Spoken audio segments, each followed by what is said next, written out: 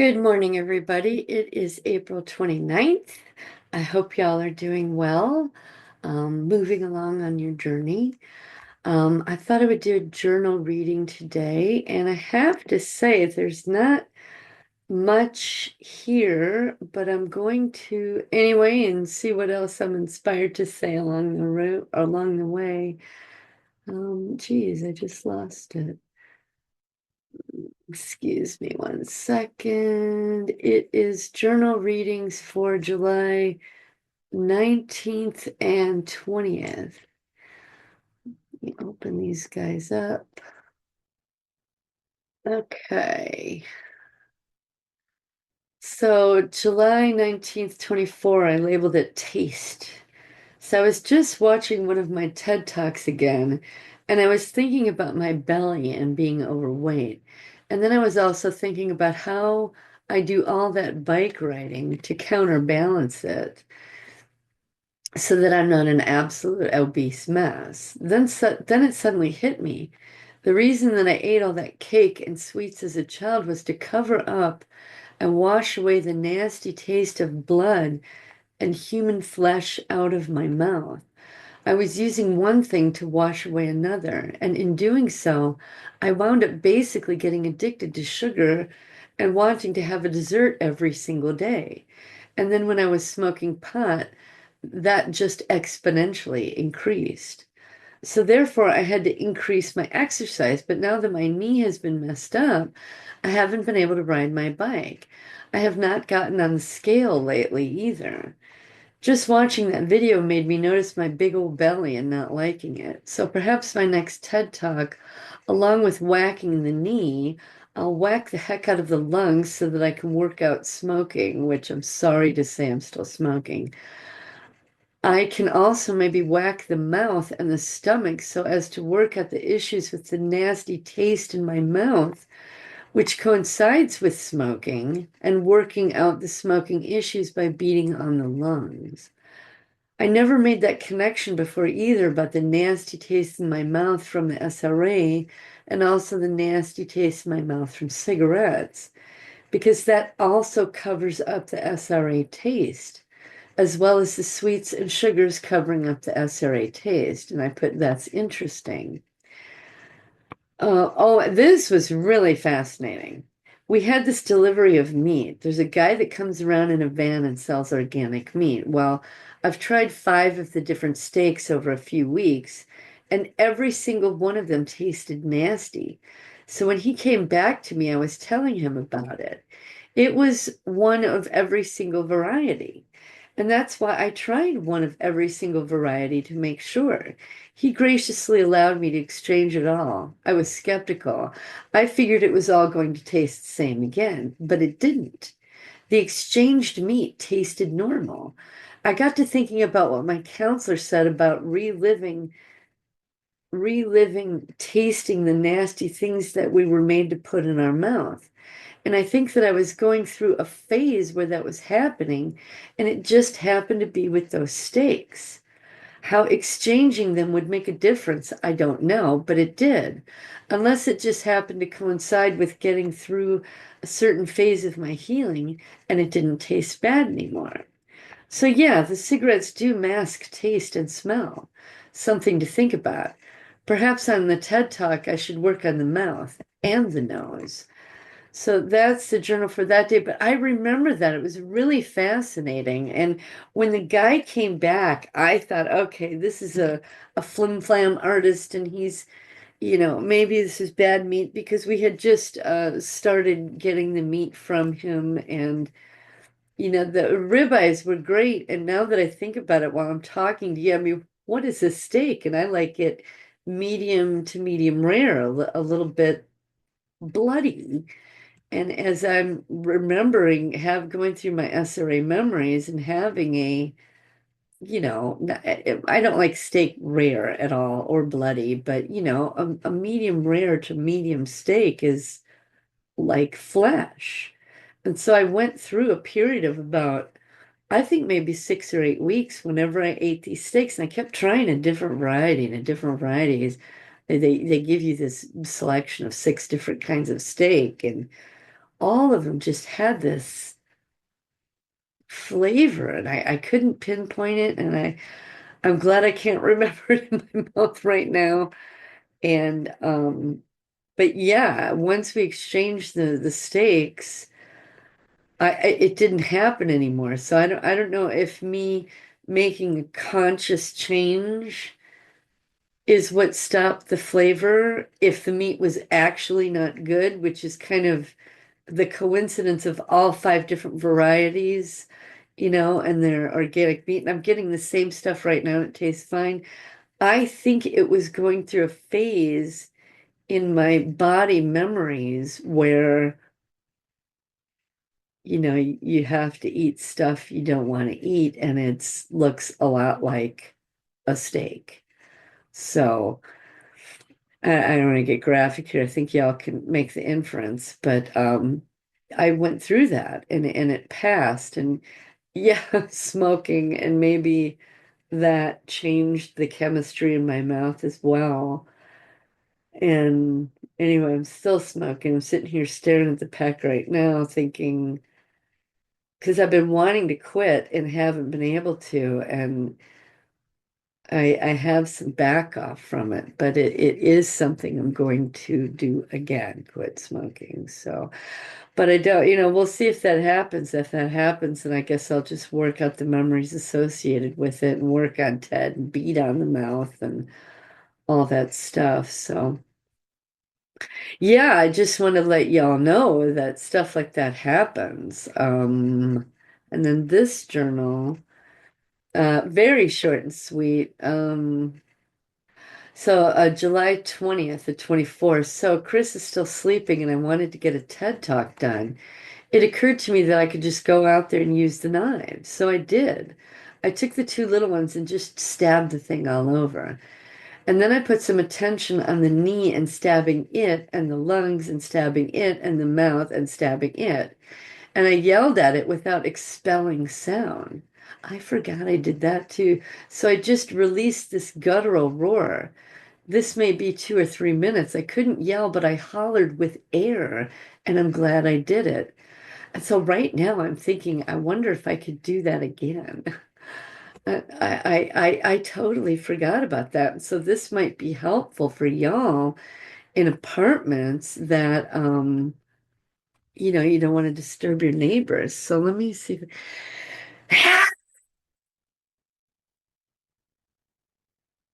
Something like that. Which I kind of like that.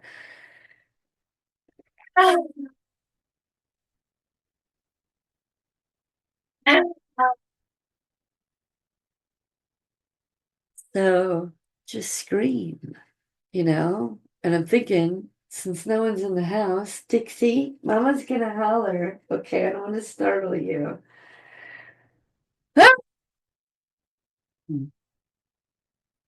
Big difference, but just from deep down, just push the air out. Yeah, I can feel it. I feel a little energized right now. And I'm not blowing out my vocal cords either. I'm so glad I read this today. Wow. Anyway, so for you guys out there in apartments, try that. Screaming, just expelling the energy without screaming. Yes, actually, screaming is helpful as well in terms of you couldn't do it then. But really, what is it? It's an energy belled up inside of you. So maybe it doesn't have to be. And certainly vocalize and talk and yell if you have the opportunity. But if you don't, expel the energy. Wow. I'm feeling a little energized right now. It's where before I started this, I was kind of at a moderate to a low energy, thinking, do I want to do this at all? So yeah, that's awesome. Just expel the energy through your vocal. No, without yelling, just get it out. Wow, that feels great. I forgot all about that. I'm so glad I read this. Anyway, short and sweet, super short and sweet. Journal. I think what I'll do is at the beginning of the month, I had my um uh, emotional checkup on my parts because I want to know if my TED work's working, if there's parts that are avoiding and parts that are not. And so I think I will show you all my checkup level from April 1st. And wow, yeah, that's fantastic. I need to do that way more often. And okay, so let me share. Let me share screen here. So here is my chart. Gonna make it bigger for you guys. Well, okay, it's a little large. And you'll see I have all these different tabs because it got so enormous. I thought, well, after 2,500 lines, I needed to make another page. So I know that this tab is my oldest parts. These were the first ones I ever did. And then so on, so on, so on. And as I get the new ones, um, I add another tab.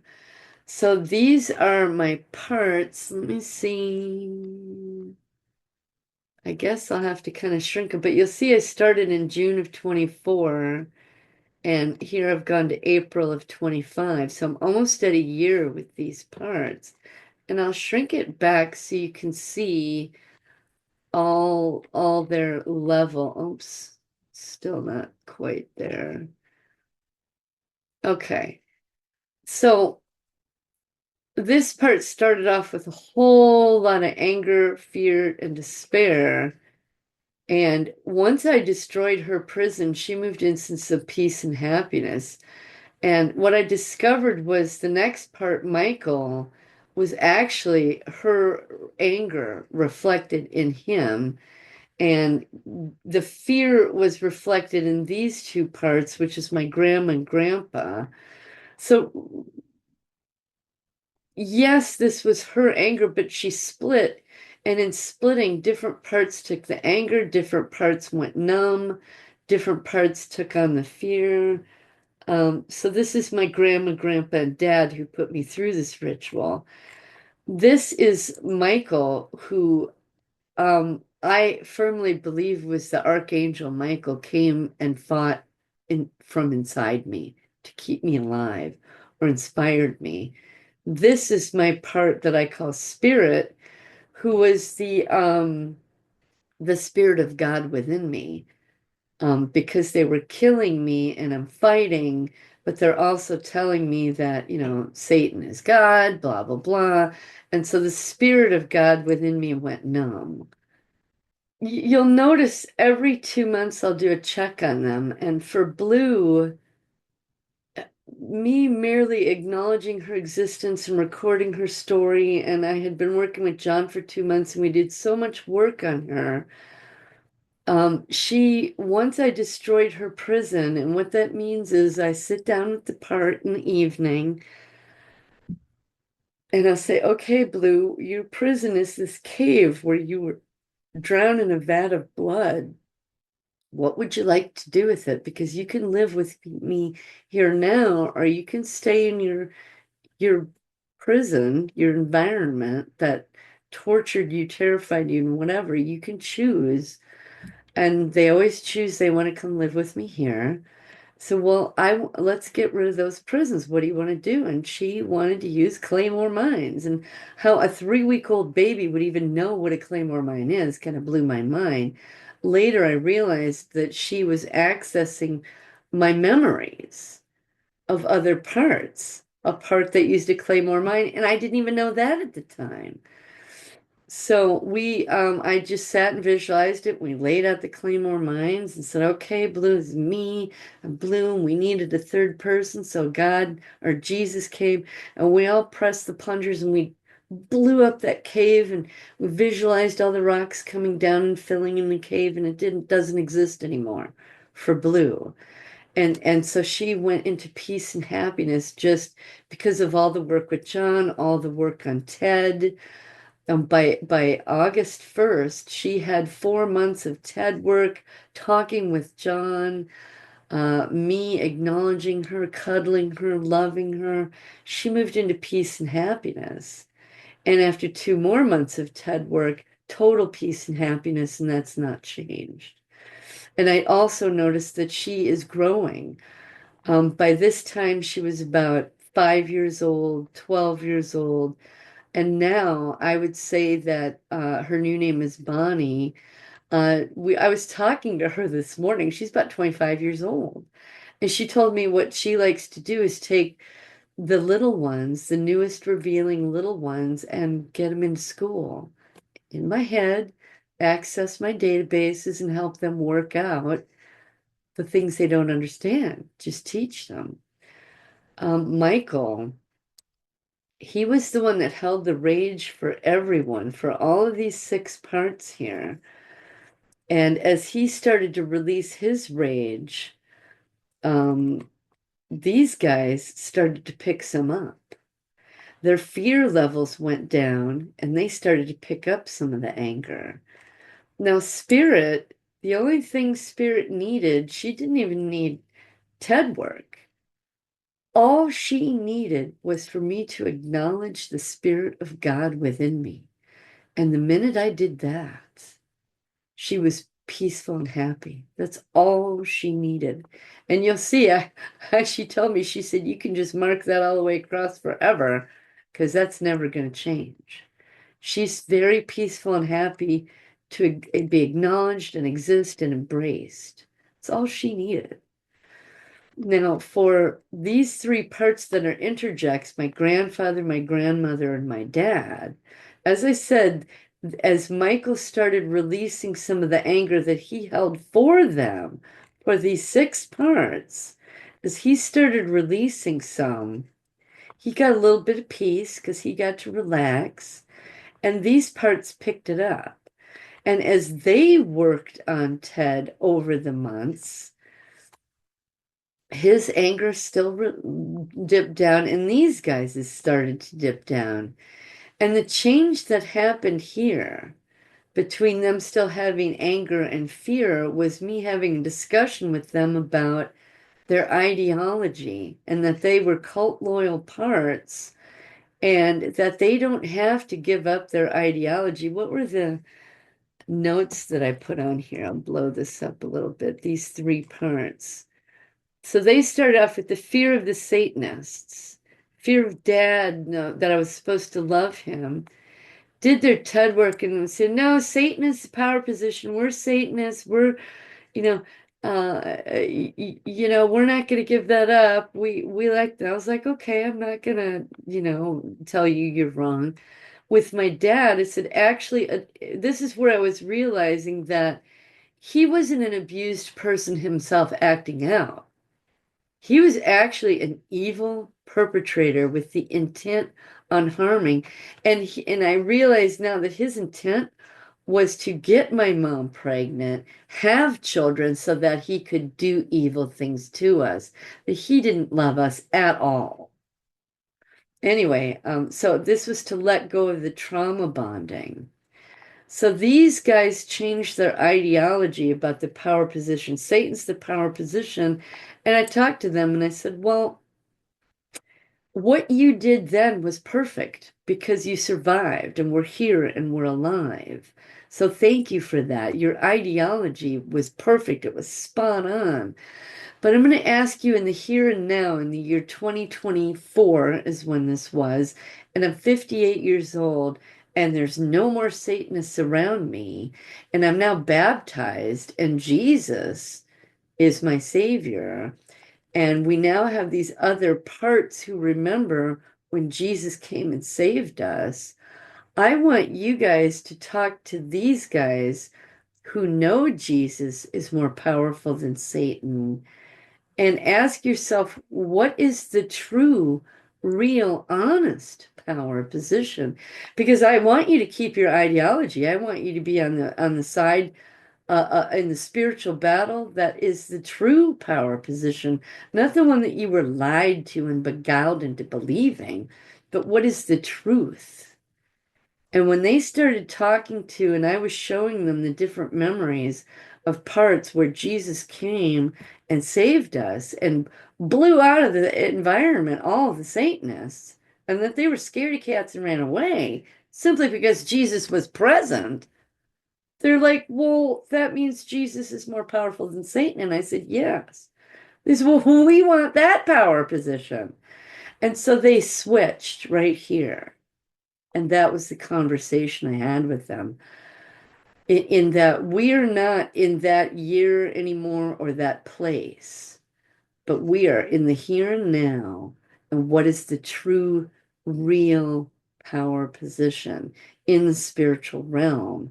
And they now understand that it's Jesus. And more time, and you'll see they didn't perfectly match up as they went along. And David also understood this power position stuff. With my dad, it was about understanding that he was not a victim acting out. He was actually an evil man perpetrating. And Jon helped me understand that. By this point in time, he is a total perp Satanist. And he started to get some peace and happiness. When these guys realized the true information about Jesus and Satan, and that Jesus is more powerful than Satan, these guys started to get some peace and happiness. Still had anger and fear, but as we did more TED work, that went away and they got more peace and happiness. They weren't fearful about Satanists anymore. They worked out their anger on Ted and how dare they beguile us and lie to us. Over here, it was about being angry about being in that position and being hurt and terrified. But by the time they got here, they were just furious about the lie, made to believe the lie that Satan is all powerful and you've got to embrace him to survive, which was true in that moment, in that time here. But here, they're like, no, the true power position is Jesus. And how dare they screw up my mind like that? And so we did more TED work, and their fear and anger is gone. They understand, yeah, that's what Satan does. Satan lies. And we were beguiled and lied to. And in order to survive, we believed it. But you know what? We got a clue now. And they became more peaceful, more happy, no more fear, no more anger. I realized in this area with my dad, truly how evil he was. Worked that out, no longer fearful, no longer confused or angry, more TED work, and their peace and happiness levels raised. We have destroyed their prisons in this area as well, and their peace and happiness raises. And I noticed it was funny by the time I got to April that some of their peace levels dropped. Happiness level, this raised here about my dad and here, but I noticed with Greta that some of her peace levels dropped, and I didn't really understand it with Gerald as well. But they told me here, what did he say here? So happy don't have to be a part of that anymore. And she says, what a relief. And Dad says he's happy to be of service because he's my part that it pays attention to detail and is efficient and all that. And he loves handling these charts and graphs because it's a lot of detail. But it makes understanding things more efficient for me. So he says, I'm happy to be of service. I'm happy to be on the good guy side. And it's not my dad per se, it's my part that embodied my dad. His name is David. My grandma's part is named Greta, and my grandfather is Gerald. So by the time we got to April, they realized I had a huge realization about Alan Watt.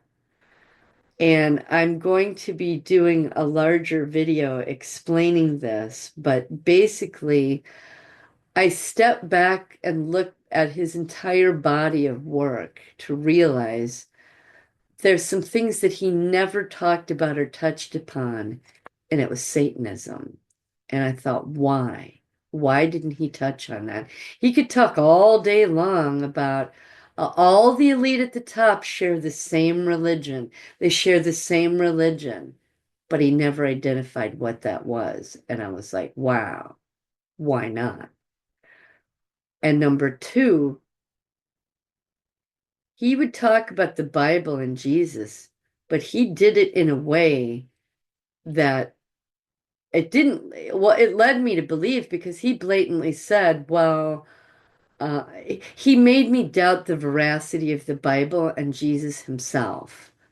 Now, who would give you all this information about the world that's real, true, and correct, and give you all these realizations and take you up to this ceiling of understanding the world, but never go into the spiritual realm, which I know he was aware of because he touched on it?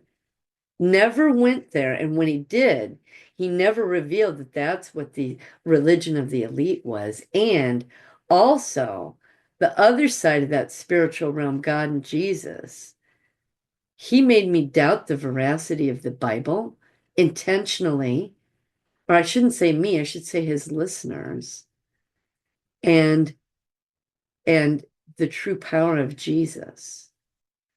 And so by the time I got here with Gerald, who's no longer a Satanist, no longer a loyal cult member, he's happy to be a part of the Jesus team. It's like, well, why did your peace levels drop? He says, I'm just as pleased as punch you figured out the Allen thing. And that is what was preventing him from total peace and happiness because the confusions that Allen sowed in my mind about the Bible and Jesus really messed me up. And I've read the whole Bible now. And still, because I started it way back then without these understandings, God has asked me to read it all the way through a second time with the new understandings that I have.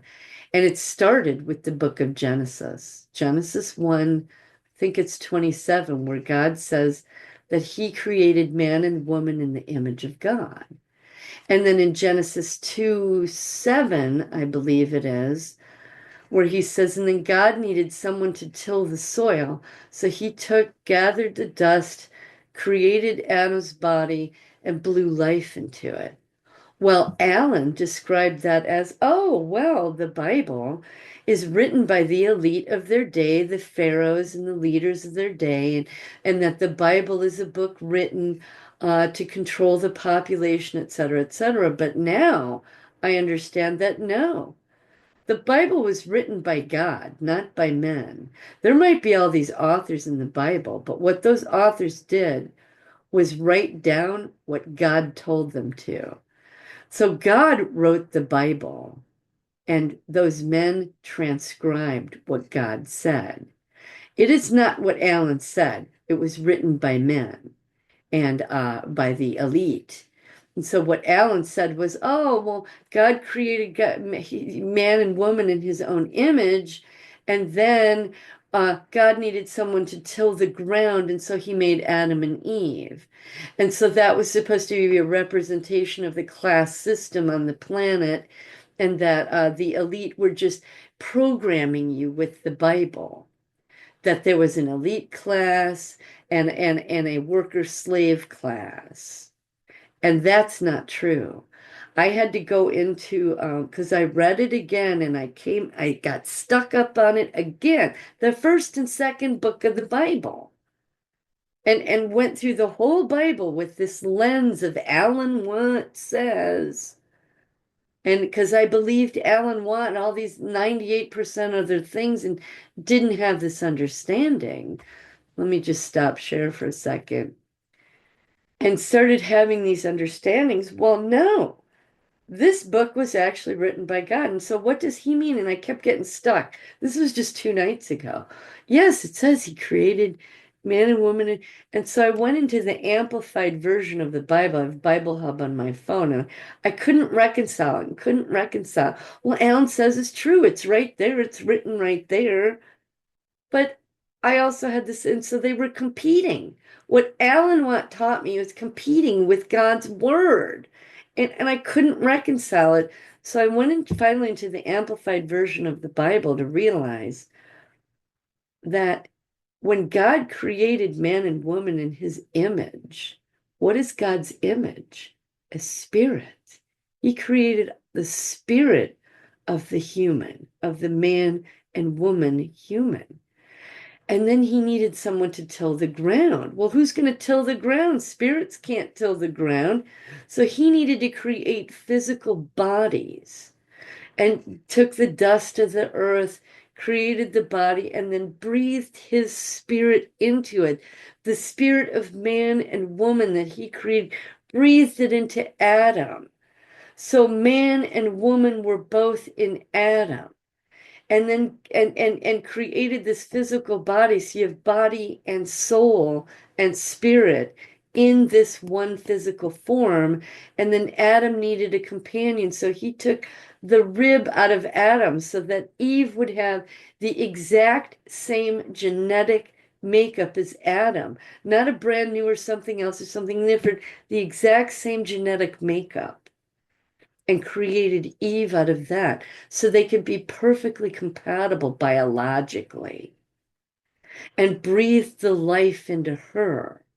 So he created these two perfect biological bodies, genetically the same, and breathed his spirit into them. And that was Adam and Eve with the spirit of God, which was the man and the woman. But Alan misled me to believing that this was written by the elite of their day as a form of control of people and blah blah blah blah blah.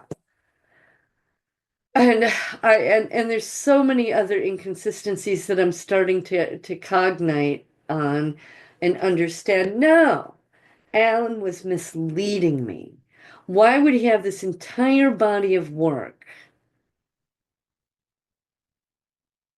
and leave out the spiritual realm, when I knew darn well he's fully aware of it, and I believe now complicit with evil? Because there's no reason that if you're going to talk about the world, you got to talk about the spiritual realm too. And he knew it. He deliberately left it out. He deliberately left out the fact that the elite's religion is Satanism and what they do with it. And there's just a whole slew of things. And then, okay, so we leave out Satan. And when we talk about Christianity and the Bible and Jesus, well, let's mislead people and tell them that it's of a worldly origin. That is deliberate spiritual warfare, misleading, beguiling people. And he did it to me. I fell for it. Anyway, share here again. But that's what happened here. He says, pleased as punch, you figured out the Allen thing. And she says, happy you woke up to the Allen crap. That's why their peace levels dipped, because I hadn't worked it out yet. Anyway, so I'll continue on with this. So those I just wanted to focus on those parts in particular, but what I did was, after I finished this page, different parts needed different things. And you'll see over time how they go from anger, fear. If there's nothing here, that means I wasn't in touch with that part at that point in time, but this is where they started. And right now, the part is telling me that they were just always in fear of my sisters, and always in fear of Satanists. Okay. So you'll see how their fear levels go down, their anger rises, but because we're continually working on Ted, the anger sometimes will peak and sometimes won't, but over time they move into peace and happiness. Or like for this part, a lot of fear and despair moved into high levels of anger, and still some fear, but peace and happiness comes along. Some of these parts just would wind up at a peace and happiness level of 1, simply by being acknowledged and recorded. and I know that they exist now. And it was at this point in time I realized, duh, I got this line here, which thank you, Jon Uhler, because he said I should make this black and colored and black lines so to differentiate between the parts. But I realized I could put their comments in here, you know? So, but you'll see from left to right over the course of what is this? Two, three, 2 times 6. Oh, this is so a year. Yeah, a year's worth of work on Ted. All these parts moved from anger levels into peace and happiness levels, which is mind blowing to me. This guy still isn't 100%, and that's okay. I'll take peace and happiness at any level, or numbness moving into peace and happiness. So this is my first set of about 250 parts. Now, as of today, I believe I have 1,003 or 1,005. But I'm just going to quickly move through here. You'll see all this blue and yellow on the right-hand side when they started off with a whole lot of anger, fear, despair, or just being numb. The first 250 parts are pretty darn peaceful. What is this? Yeah, 2,200 lines. So now we'll go into the next set of 250 parts. Again, each one will need something different. This one said, this was a child that I did not know existed, that I had an abortion performed on me that I was unaware of. She was just peaceful and happy that I remembered that she existed, that I loved her, that I talked to her, I apologized to her. And then over time, I remembered the rest of the incident to realize how numb this part was, how in despair it was. She still had peace and happiness that I was working on her, but I was working on her as a group of parts, the entire incident, not just remembering the baby, which is all I remembered here, but now I'm remembering the whole thing. So her peace and happiness dropped. She was just elated to exist, and now I get her true emotions. Worked on Ted. She moved from despair and numbness into anger. That went away. Peace and happiness levels, and now she's very content baby who's about 3 years old right now. She's telling me that she's 3 years old. So I think I'll use that spot. So, but here she was not even 5 months old. I get different parts, but so I'll pull back out, and you can see from left to right the different parts moving. And this is from TED work, you know, uh, just moving from anger levels. And you'll see on this second page, not all of them are in total peace and happiness, but they have a piece of it. These parts I discovered were trained to be, this one was trained to be a lesbian, which I'm still a little embarrassed and ashamed of, but I got to work on it still. But she's just thrilled that I acknowledge her and can talk about it. Not with the greatest of ease, but I can talk about it. But you'll see, most of these have a peace and happiness level that until they became co-conscious and I consciously worked with them, they never had.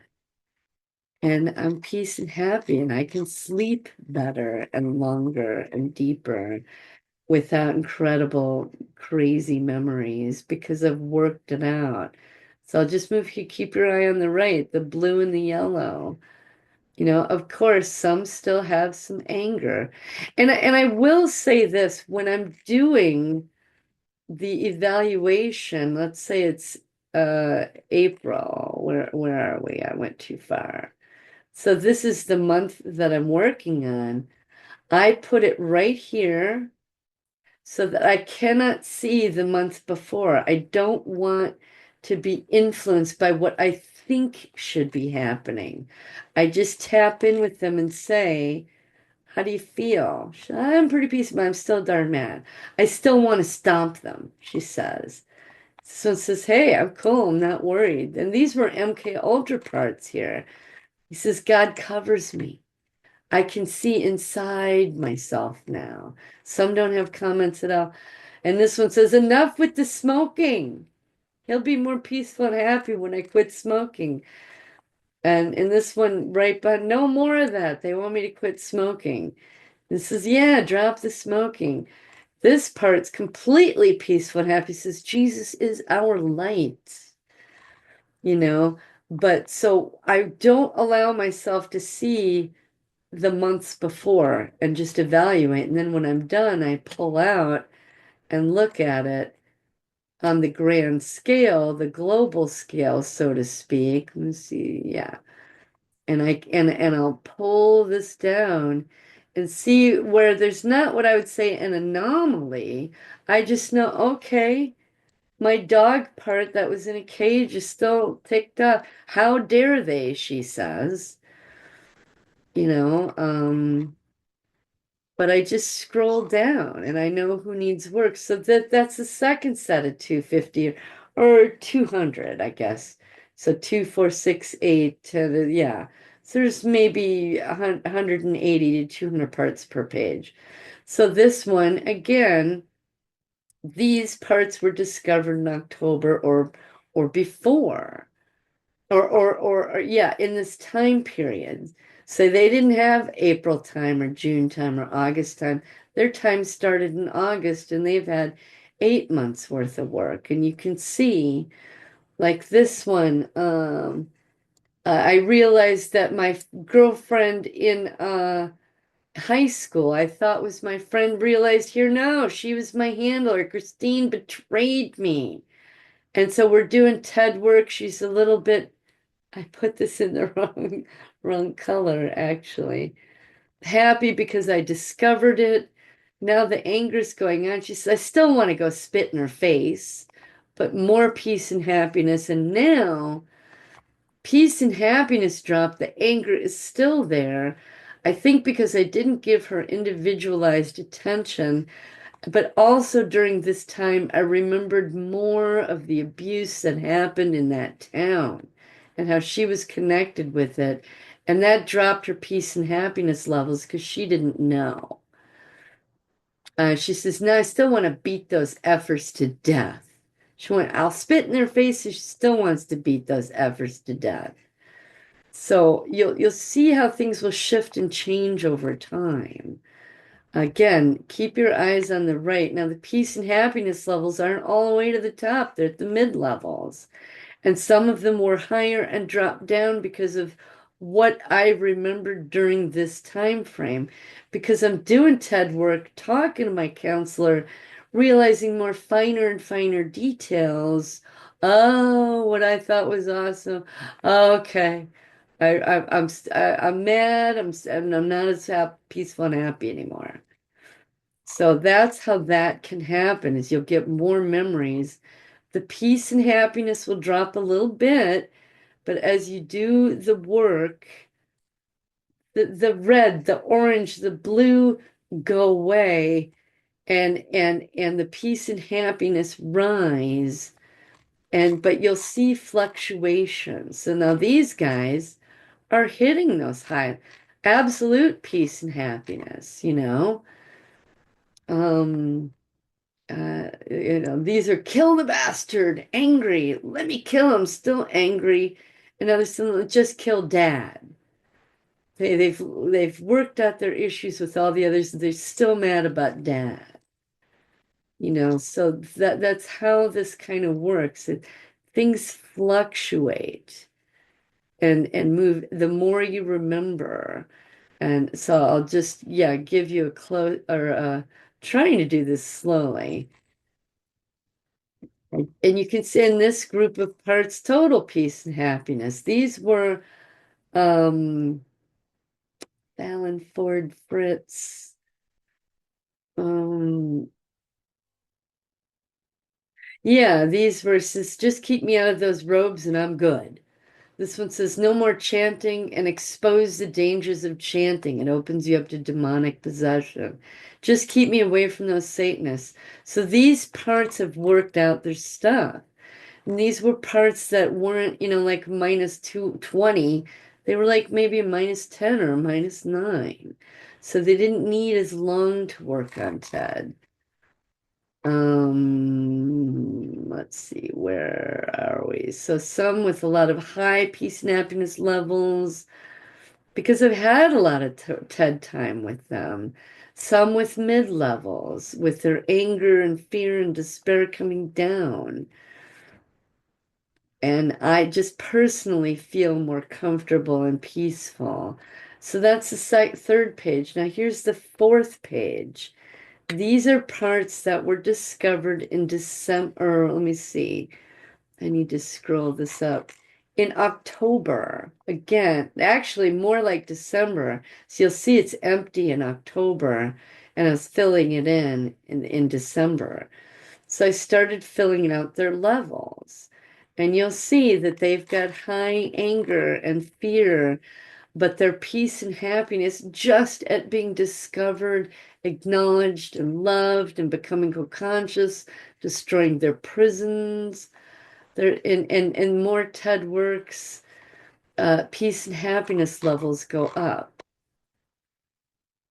And you can see the solid reds, orange, and the dark blue, the anger, fear, and despair. Fear and despair, for me, always moves into anger. Once I work the anger out, it drops. Peace and happiness rises. And the parts love to see this on paper. They love to tell me their comments, excited, what's next? He says, let the games begin. Oh, right. This was a part that escaped and wound up in Kentucky. And I never knew that I was brave enough to escape. You move half the country and hide from perpetrators for a weekend. But was fearful, but very excited that I was out of their grasp and I had escaped.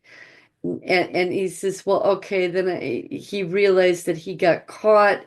So I started remembering more of the memory. He says, let the games begin, meaning let me at TED, let me beat the snot out of them MFers. He worked out his stuff and now he's peaceful and happy and just thrilled to know we escaped once. We got away from them. We outsmarted them. John C. Lillian, an entire military base, we snuck out and flew to Kentucky and hid from them for a weekend. Yeah, we got caught, but you know what? We still outsmarted you. So just different things like that. You'll see, like this part, his comment was just, still angry. And now, and I did a whole lot of TED work with this guy, it's gone, peaceful and happy. I can't emphasize how much the TED work will shift things in you. And now, like I said, I have 1,000 parts. I might wind up with 1,500. I don't know. But of two, four, six, this is probably the seventh and 800 part revealing. There's peace and happiness. So, of my 1,000 parts, if 600 of them are peaceful and happy, that means that 6/10 of me is peaceful and happy. As to where before, 100% of me was suppressed, angry, fearful, in despair, you know, unaware that God existed, etc. So as you pick away at it, the person, well, I think y'all get my point. It's a slow progress. You start and it rises, and if you look at the whole, you just become more peaceful and more happy. Yes, all this ugliness still occurred, but it's not stored in my body anymore, or my mind, or my heart, or my spirit. Slowly, like here's a good section of parts that were just enraged. And look over on the right, the blue and the yellow. enraged. They went from fear and despair to pure rage. And we did the TED work and got to peace and happiness. Now, the next set of 150, 200 parts. So now we're in December to August. These guys have only had 6 months of TED work. A lot of numbness. I discovered a lot of numb parts. Anger, fear, numbness, numbness, numbness. And once they came out of their numbness, they're pissed off. Fear to anger, despair to anger. Still, they have anger, but they've found peace and happiness.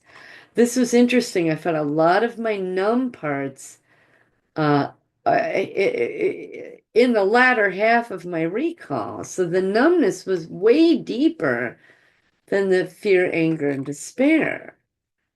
Um, Again, more numb parts. I just noticed, wow, the numb guys were really very, very, very, and look at this just continuous red line all the way down the center here. They're just furious. And now, peace and happiness. This one's still got some anger, you know. It's just that's why I do this. That just the mere fact that I take the time and check with them, I'll blow this up bigger, is a thrill to them because they were non-existent to me until what, 6 months ago. And now I'm working on TED. I'm asking them questions. I'm checking on their emotions and asking them for comments to put on here. Wow, this one wants TED time. You know, how dare they place me there at all? Every area of life involved. Whatever comment, and this part said, thank God for Nathan Reynolds, because Reynolds made it possible for me to understand that chimeras actually exist in the real world. They are hidden away, but not from SRA people. So that was huge listening, and that part loves Nathan Reynolds, loves him. But you'll see these parts didn't reveal till I think January 1st. Lots of anger and fear. I did the TED work. Still higher levels of anger. But in 2, 4, 6, and here we go, the numb parts. Numb, numb, numb. And I guess that's, well, okay. I left all those blanks in there. Forgot I did that. And so the next set, March rolls around. So these guys have only had 4 months of working on TED, not even 2 months. And you'll see their numb levels moving to anger and fear. And these guys have low levels of peace and happiness. And really what that comes from is not just me now acknowledging them, they exist, and I'm asking them questions and working on TED and asking them, how they're doing and putting their comments over here. It doesn't just pop up at a 1 level now, it pops up at a 2 level because they've got 800 other parts that are helping them out. As to where in the beginning, those parts only had each other, the 5 or 10 or 50 or 100. But now when a part emerges, there's 800 other parts to say, hey, come here, let me show you something. Let me help you with that. Let me teach you. So the parts help each other. And that's really exciting to know. But you'll see a lot of numb, angry, fearful. In 2 months, this part, numb and fearful, a little bit angry, but damn, this part's just happy she gets to beat on Ted, and peaceful, still has some anger. A lot of numb parts that in the beginning, it was the angry, fearful, and despair parts came out, and now the absolutely numb ones are popping their heads up. So it was really fascinating to discover. And I'll just roll through here and you can just see the color from left to right. Incredible fear and despair. Numb. Fear, numb. Fear, despair, numb. Moving into anger. Anger, anger, anger. More numb parts. Fearful, numb, angry, numb. Now that they're not numb, they're furious. Furious. Numb to anger. Fear and despair into anger. They're just darn mad. Just darn mad. Let me get to the end here. Numb, numb, numb into anger. Numb. And now the date changed. I think I wound up in March 1st here. So there's nothing here. And so these guys have just revealed in the last 6 weeks, 8 weeks, something like that. Lots of fear, anger, numb. Look at all that numb, numb. And now we're in May. These are my absolute latest, about 5 or 10 parts. Look how numb they are. Numb and fearful and numb, some despair, some anger, fear, fear, fear, numb, numb, angry, fearful, despair. And they haven't had a whole lot of TED time because we haven't moved into June yet. These were the ones that revealed from just this month, the beginning of the month. So highly recommend you track your progress. You're going to start to see shifts. And if you can see a part's peace or happiness level drop, so what's going on? What happened? And they'll go, well, this new part revealed new information that I didn't know, and it just made me mad again. And I'm not, I need some TED time. And you'll go, okay, you get some TED time. So that's what the emotion levels chart graph does. And yes, it's an investment of time. I have 1,000 parts. That takes me about 8 hours to do that chart every 2 months, but it's worth it because I get ahas. It's me being at the conscious level, dipping down into the subconscious level where my parts live, because they don't live in their prison anymore.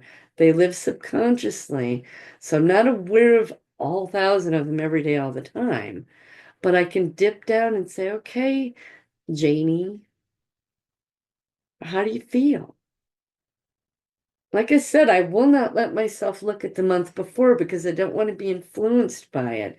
But when I get a page done, I go back and look and go, oh my goodness, Janie, you're not as happy as you were 2 months ago. What's happening? You just say, well, that new guy that popped its head up told me something that I didn't know, and it just bothered me. And I go, okay, well, let me help you work that out. And that's kind of what the process does. Anyway, so I guess that's it for now. Thank you for listening. I hope you have a great day. And I'll see you next time. Bye. Round and round, what color